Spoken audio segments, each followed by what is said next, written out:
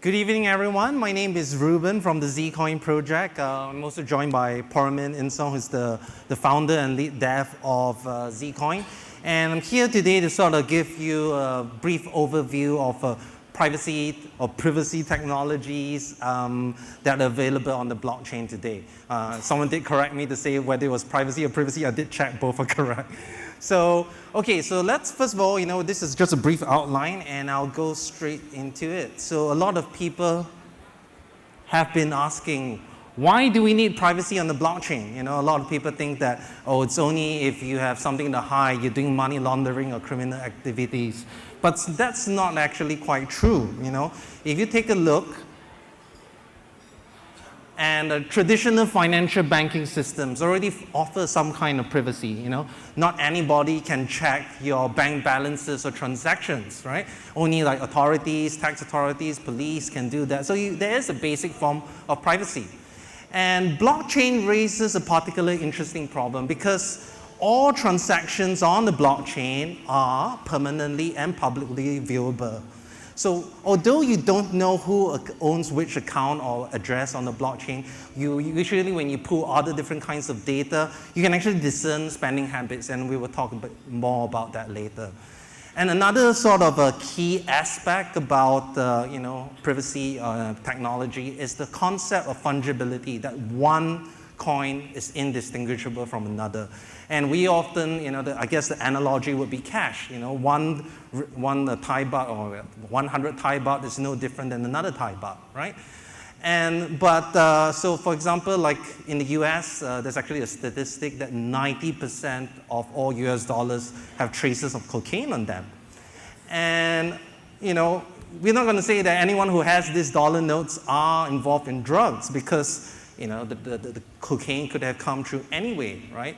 But with blockchain, it's particularly more concerning because everything's recorded on the blockchain. With cash, you don't know how many hands it's gone through. But let's say if there was a drug deal, and now I can exactly see the flow of the coins from the drug deal to you, and that's a potential problem as well. Your coins are tainted, and that affects the fungibility of your coin.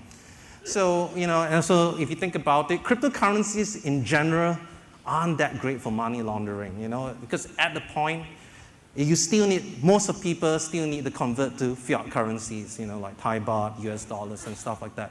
And you do this through exchanges. You do this through, OTC counters. And most of these places would require KYC AML. So, know your customer, anti-money laundering laws. So if you want to sort of, money launder large amounts of money, I don't think cryptocurrencies is the best way to do it. So here we're talking more about, financial privacy as a basic right, okay? So first of all, let's cover privacy in Bitcoin and why it isn't enough. So when Bitcoin first launched, it was like promoted as a private type of currency. And, So the conflict is that blockchain is about transparency, right? Every single transaction is permanently visible so that everyone can verify balances. And yet we have to kind of keep privacy. So it's like privacy in a transparent system. And that's why it's not easy to do it, because how do you maintain transparency while maintaining privacy at the same time?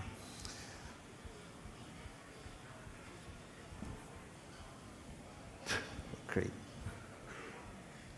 Okay, and actually basically, Bitcoin is not anonymous, it's actually pseudonymous. So you can see what the person is doing, but you don't know who it is. It's like writing a book and, with a pen name, so I'm not going to use my real name. So I can see what that guy is doing, but I don't know who wrote it, right? So people can create a new Bitcoin address for every single transaction so that I can't tie the behavior from a single address. But that's not quite enough, as you will see later. And this is because of the rise of blockchain analysis. And blockchain analysis basically uses that we are humans. We have predictable behaviors, We make periodic repeat transactions. We buy from the same stores. We do the same things. And we're all creatures of habit. And we also transact with entities that actually know our identities, our exchange. Almost all major exchanges now know who you are. When you pay on BitPay or you pay on Coinbase, they might record your IP address.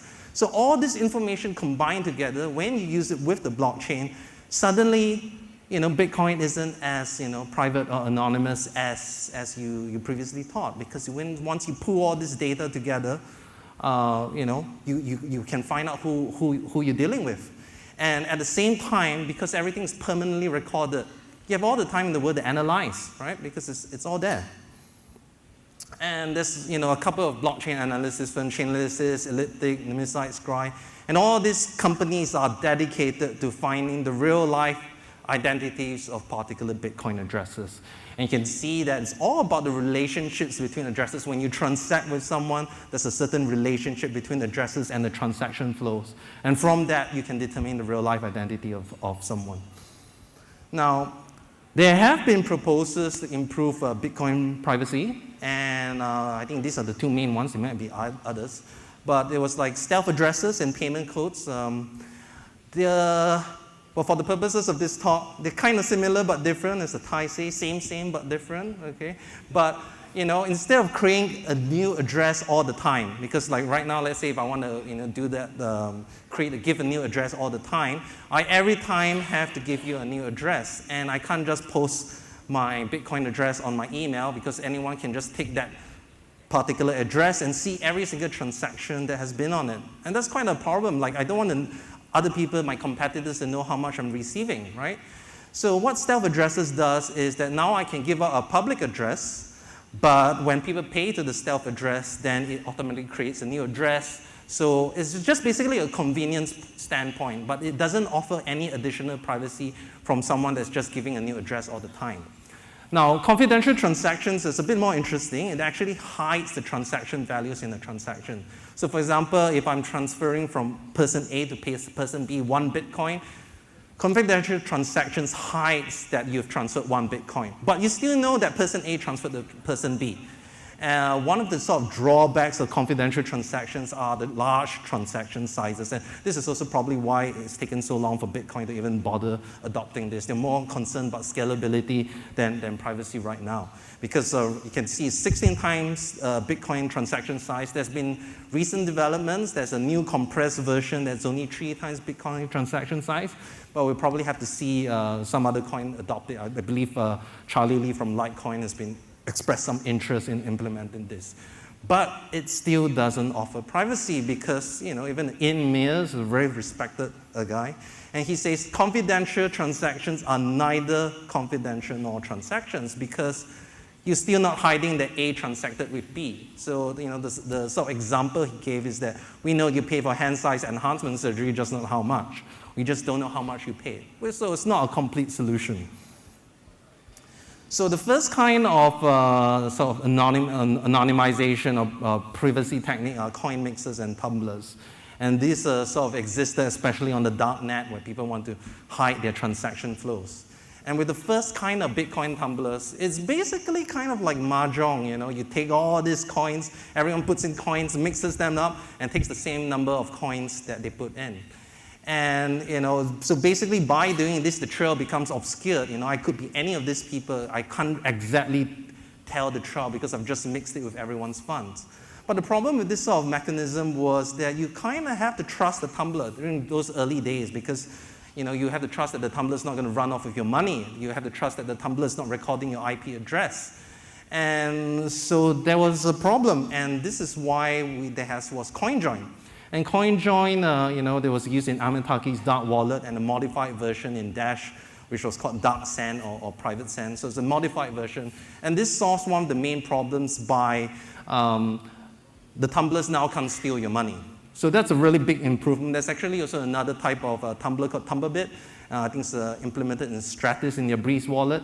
So it's a kind of similar type of solution in the sense that you don't need to trust the tumbler anymore. They can't steal your money. Now, the pros of this tumbling approach is that it works on top of most currencies without any sort of modification in code. So you can use it on Bitcoin, you can use it on Litecoin, you can use it on anything without any sort of major change in code, right? And it's relatively simple to implement. There's no advanced cryptography. It's just people mixing money with each other. It's no big problem. And it's relatively lightweight because it's just basic Bitcoin normal transactions. But the cons are, it's limited by the number of people you're mixing with. So, in the mahjong table, it's limited by the number of people on the mahjong table.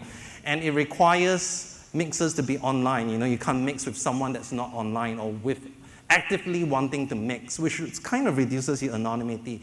And it requires liquidity. You need funds to mix with. If no one wants to mix with, if you've tried Dash in the early days, when you want to do a dark send, you have to wait for people to want to mix, and that may take days. So that's a sort of a con to this type of mechanism.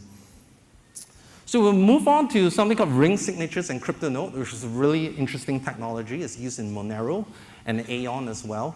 And basically, it doesn't use Bitcoin's base at all. It's a completely new code base. And ring signatures actually means one person signs from a group and you can verify that someone from that group signed, but not who did it. So actually the very common sort of use case is that, there's a bunch of White House officials, the president, the vice president, and this particular order, it came from this group of people, but you don't know whether it's from the president or the vice president. I don't really like this example, actually. I prefer to sort of think about it. If you're in a room and there's a group of 5 people and someone farted, and, it's like, yeah, I know it's one of you, but I'm not sure which one of you. And that's basically it, right? It's easier to understand like that. So Cryptonote is really interesting the way it works, because when a user wants to send a transaction, it doesn't use other people's funds to mix with. It actually auto-scans the blockchain for other outputs to use as dummy inputs. So when I form the transaction, I'm finding other people to fart with, right? And then when funds are sent, the sender randomly chooses the user's funds as possible sources of funds to be spent. No one can tell which one is the true source of the fund, because it could be any of these guys. And other users can also use your funds as their dummy sources. So it's automated mixing. I don't need the person to be online. It just does it, and you can see the GIF. It's really cool. It could go in many ways, so there's a lot of plausible deniability, all right? Oops. And Cryptonote is really awesome. It's like there's no need for a mixer. Mixer happens done automatically. Monero implements privacy on by default. That means all transactions are done through this mixing. And anonymity actually increases as time passes, because as more and more people use your outputs as their dummy inputs, it becomes more and more difficult to find out the true transaction flow. And now it even hides transaction amounts. So like, remember in confidential transactions, so you also don't know how much is being transacted with ring CT. And it's using very well-researched cryptography. You're not using any novel new cryptography on top. But the major con of Monero and Cryptonote type of currencies is that there's a lot of scalability issues. Like if you think Bitcoin has a problem, with its 1 megabyte blockchain, Monero with ring CT each transaction is 15 to 25 kilobytes. Compared to Bitcoin, it's 50 times larger. So if you think about that, if you want to reach like sort of Bitcoin level transactions, that's going to be the problem. And unlike Bitcoin, which you can prune, Monero, you still have to keep the complete blockchain. So, as time passes, more and more storage you require, and there's no way currently to reduce the size. And because Monero uses a sort of a very unique system, it doesn't use a Bitcoin base at all. It requires a lot of separate integration work. So if you take a look, even though Monero is really, I think it's probably the top privacy currency with the highest market cap right now, there's still a kind of lack of integration. The Trezor doesn't support it. I'm not sure if Ledger supports it right now. Yeah. And the ring size is practically limited. Monero uses 5 by default. You can choose higher ring sizes, but it will only scale to to a 50, 25 or something. It's not going to be in the hundreds or thousands, all right? And another sort of a controversial thing is that quantum computing will retrospectively expose. So when quantum computing comes off, of course, the least of your concerns would be cryptocurrencies, but meaning that with quantum computing, now I can tell exactly who farted. So yeah, that's it. Okay, so here comes zero-knowledge proof. So ZeroCoin and ZeroCash, they are different protocols despite the similar name, but they work on similar principles, right? So what's a zero-knowledge proof? So the sort of classic type of sort of illustration of what a zero-knowledge proof is to prove that I know a piece of information without giving out that information itself. So if everyone can see there's this little cave there, and there's a little secret trapdoor in between A and B. How does Peggy prove to Victor that I know the secret passcode to that secret door without telling Victor the passcode, right? So in this case, basically, Victor says, okay, Peggy, you go into the cave, you come out from A or you come out from B, and he'll just randomly say A or B, A or B. And Peggy keeps on coming with the right, she keeps on coming out from the right version. When Victor says A, she comes out from A. When Victor says B, she comes out from B. And you do this like millions and millions of times, you're pretty sure that Peggy knows the passcode to that little secret door, but she has not revealed the passcode. So this is what a zero-knowledge proof is about. So how do you use it in the cryptocurrency, right? So this is using ZeroCoin as first implemented by ZCoin. And usually what happens here is that a user takes a certain number of coins and destroys this coin, completely burns it up using a ZeroCoin mint transaction. And at any time in the future, he's like, okay, I want to redeem my coins back again. I redeem this coin, so let's say if I burn 10 coins, now I want to redeem this 10 coins back. When I redeem those 10 coins, these 10 coins appear as completely new coins with no transaction history. So how do I show that I'm entitled to these 10 coins? I need to show that I previously burnt these 10 coins. If I didn't burn these 10 coins, I cannot be entitled to redeem these 10 new coins. And this is where the zero-knowledge proofs come in. I prove that I burned the coin without showing which coins I burnt. And this is what zero-knowledge proof is about. Okay? So unlike in CoinJoin and Cryptonote, which are limited by the number of people in the room, on the farting sort of analogy, and merely sort of hiding your transaction with that group of people, the method of burning coins and redeeming them later completely breaks the transaction names, because basically I'm creating new coins with no transaction history. The drawback with this type of setup is that there needs to be, during the initial phase when you're creating a zero-coin setup, you need to create certain initial parameters, and that you need to destroy these parameters. So, ZCoin uses something called RSA factoring challenge. It was hosted like in the 90s, many years ago, and there was a huge bounty of like $200,000 to break that. And they took certain steps to make sure that those parameters were destroyed. And the parameters are quite simple. They're basically two large prime numbers. And okay, so what happens if this, prime numbers are leaked? If those parameters are leaked, coins can be forged. That means people can redeem new coins without a previous mint. That means I can generate new coins, but not have burned them up before. And this is a real problem, right? However, anonymity is still preserved. So even if I have these parameters, I still can't break the anonymity. And however, with ZCoin, because forgery can still be detected because of supply auditability, because I can see the number of coins going into the ZeroCoin network, and I can see the number of zero coins going out. As long as they check out, I know that the supply is still correct and there's no one forging coins in infinitum, all right? So, okay, let's look at the pros and cons of ZeroCoin. There's no need for a mixer, it's all built into the protocol. So it's a very high anonymity. So, basically instead of your anonymity set being of like, a couple of people in the room, it's now the analogy is that my anonymity now is with every single person that's ever farted before. So, if I have, farted before, then I'm in that anonymity set. And it retains supply auditability and uses very well-researched cryptography. I think everyone's heard of RSA, So, if RSA breaks, the least of your concerns would be ZCoin. The cons are proof sizes are currently large, so if you want to do a zero-coin transaction, it's about 25 kilobytes. There are ways to reduce this to 10 kilobytes. We're researching on ways to reduce this to 1 kilobyte. And it requires a trusted setup, okay, and incorrect implementations can leak, or leakage of trusted setup can lead to the forgery of coins, which I mentioned. And another sort of drawback is that you kind of need to be careful when you do your zero-coin mint and spend. That means you need to be careful when you burn and redeem. Some people are a bit silly when they burn the coin. Once it's burned, they immediately redeem it. Then, if you always do that, even though you have this, theoretical anonymity, I can say, look, every time you burn, every time you spend. So just a bit of common sense. Burn it whenever you want, and when you need it, then you spend it. All right?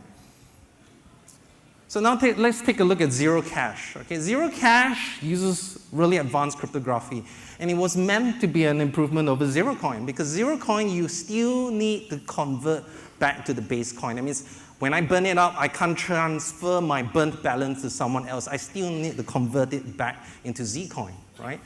And so that means it also hides the transaction values. It's very small proof sizes. That means it's less than 1 kilobyte. It's a huge improvement over ZeroCoin. And it's very quick verification times. However, one of them, it's not perfect. It requires a very complex trusted setup. They actually had a really, I don't know if you guys are familiar with the Zcash trusted setup ceremony. It was 6 people. They went into the desert. And basically, they had to destroy the parameters. And we are trusting that these parameters were destroyed correctly. So to achieve small proof sizes and verification time, it uses experimental cryptography called ZK snarks. And I don't think it's used anywhere else besides Zcash. So there's not a lot of research into it. And I think most cryptographers, even people like Peter Todd, says that the cryptography is relatively weak. And the trusted setup is also very is complicated. It's not just 2 numbers. It's like a few gigabytes of data. Involves a multi-party computation. And there's been a lot of controversy, which I wouldn't go quite into it, but it's been controversial enough that Peter Todd, who was also a participant in this ceremony, decided to take down his blog post about it because he didn't want to have anything to do with it.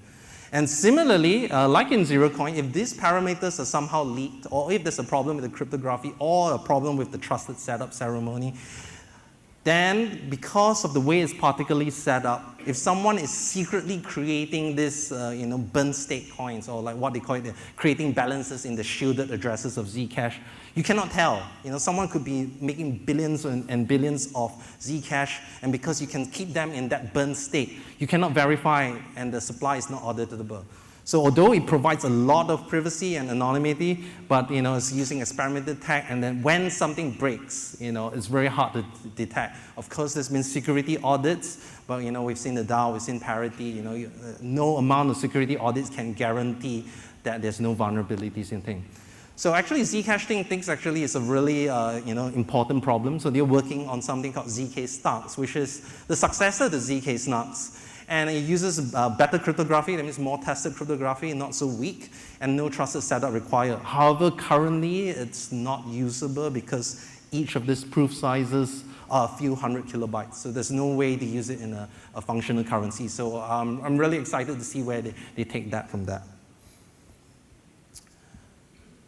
Oh, struggling with this. Okay, so basically this is, concludes a sort of like a broad working knowledge overview of privacy technologies on the blockchain. And it's increasingly important because now you have all these blockchain analysis firms. And we have to remember that it's not about hiding illegal activities. It's about preserving fungibility of a currency, preserving the sort of censorship nature of cryptocurrencies. And if we take a look at all this type of technologies, to achieve privacy, you often have to sacrifice scalability and usability. Like, if you've used a Monero wallet, there are additional steps that you need to do, all right? So there needs to be a sort of a balance, and all these different sort of anonymity mechanisms, they are with merit. They have certain different trade-offs. There's no one privacy technology that does everything. You want it more private, maybe you can use more experimental cryptography, or you want it like Cryptonote, then you have to deal with scalability issues. Right now, there doesn't seem to be a technology that solves everything. And so the kind of analogy that I like to use is that, yes, there's lots of cars. There's someone who likes the Ferrari that goes really fast but eats fuel like nuts. Or you want to use a Civic, that does your job reliably and, but it's not so sexy, right? So I just want to sort of cover this. I wouldn't name any coins, but there are a lot of coins out there that claim privacy. I'm a privacy coin. And yet they do not provide blockchain privacy. They'll just have something like, we use Tor, we use I2P, and this protects us. No, that's total rubbish, okay? And make sure that you always check that their privacy mechanisms have vetted academic papers on them. You have all these privacy coins, they have their home-baked sort of systems that are only vetted by themselves, and a lot of them even use centralized mixers that are controlled by the developers. So be careful of this. It's very easy to buy into the hype. There's actually one other upcoming cryptocurrency which I won't cover too much, but it's called Mimblewimble. It's really interesting. So take a look at Mimblewimble and grin. I'm not related to it, but if you're interested in learning about that tech, I suggest you Google it. Okay. So, what's this? I think. All right. Yes, so basically, we're in the questions and answers section. So if anyone have any questions, and maybe Parliament would like to come up as well. Yeah. Quick question while we're waiting for the mic to come around. Where can people get a copy of your slides? Because what you covered was very interesting but quite complex. So do you have somewhere on SlideShare or somewhere else they can get a copy of your slides? Yeah, sure. I'll upload it later and I'll get someone to distribute it. Yeah. That would be great. Thank you. Do we have some questions from the floor?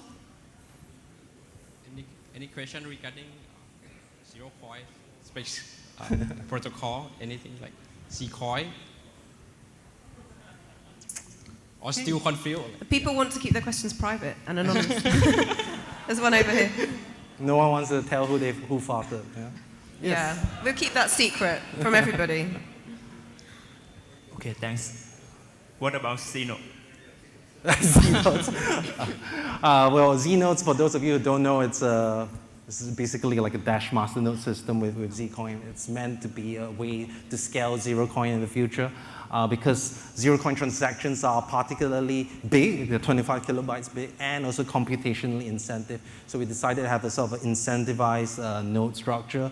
But yeah, that's not quite the topic of what we're dealing with today. But yeah, do check out zcoin.io. You know, we have the ZNotes launching probably this month. So yeah.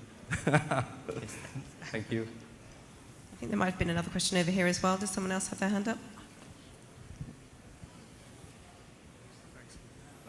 To what extent do you think quantum computing is going to make anonymity retrospectively irrelevant across all anonymization? Well, it doesn't make everything, it doesn't break everything. Like for example, if you use CoinJoin and whatnot, it doesn't break the anonymity there. But if you are using cryptography, like I think like, for example, with confidential transactions, if you use like discrete log, quantum cryptography with Shor's algorithm actually breaks that. So there are only certain types of cryptography that are broken by quantum cryptography, and the cryptography that's used in Monero, which uses key images and stuff like that, will be broken by quantum cryptography. Now with quantum cryptography in ZeroCoin, RSA is indeed broken, but because it doesn't actually break the anonymity set, it's a bit technical on that side, but doesn't mean that quantum computing will break all anonymity. There are certain mechanisms that are more vulnerable than others. Monero is particularly vulnerable because you can retrospectively de-anonymize the whole blockchain. And like especially, there was this other sort of Monero clone called Shadow Coin, and they had like a bug in it which was retrospectively expose all the transactions. That means I know who exactly farted. So yeah, it doesn't affect it equally across the board. I'm loving this fart analogy, I have to say. One last question. Yeah, lady at the front. Whoops.